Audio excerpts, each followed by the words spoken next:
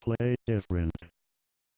Greetings, fellow mechanics. In this video, we're looking at Centaurian by David M. Dobson. This is a clone of a 1981 Namco game called Bosconian, which happens to be one of my favourite arcade games from that era, though Centaurian does make quite a few changes. In it, you freely fly around a large playfield and track down and destroy enemy space bases. You can take them out by either destroying all the turrets on the outside, or by firing a single shot into its core. This gets more difficult later on, as the turrets become stronger, the core gets a shield that opens and closes, and the bases also get equipped with giant missiles. Once you've destroyed all the bases, it's on to the next level. Of course, there are other things you have to worry about. There are mines and asteroids, goodies to collect, and of course, enemy ships. Every now and then, a space base will send a formation after you. If you manage to take them all out, you get a big bonus. This can be a little bit tricky though, because if you hit the leader of the formation, the rest will scatter and flee.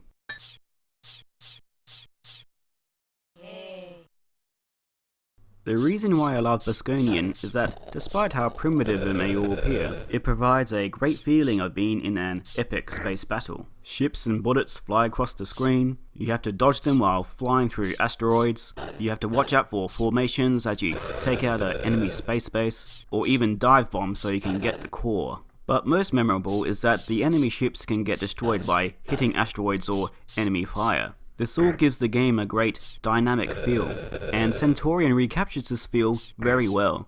Centaurian does have a few significant differences from Bosconian, however.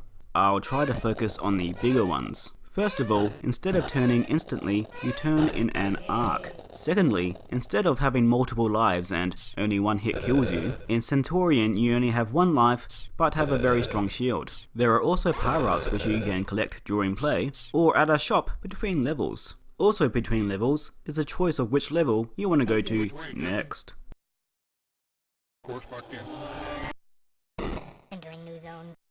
I quite like these changes because it makes a more home-friendly version of Bosconian, one that's designed to be played for an extended amount of time, which is not the case for an arcade game.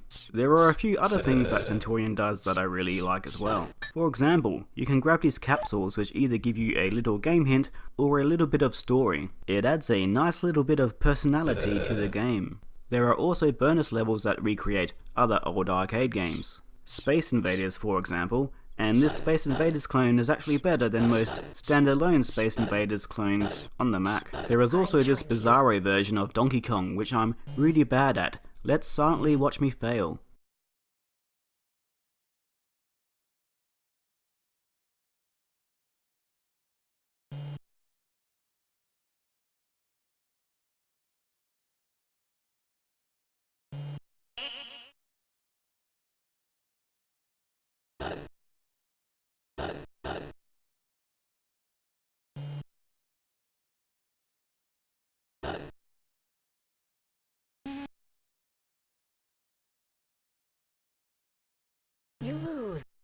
This little critter here may look familiar to some of you, because it looks very much like a character from the game Snood.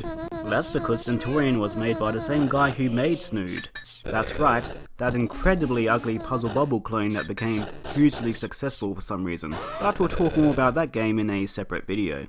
The game does have some problems, of course. First, as you can see, it's a little bit jerky. It's also not the best looking or sounding game, to put it nicely. But these things don't bother me too much. What does bother me is some of the little quirks it has, like right here. That bullet clearly should have destroyed that space base. That was a load of BS, come on! Ahem. But still, I think Centaurian is still a great home version of Bosconian. If you're a fan of arcade games, check this baby out.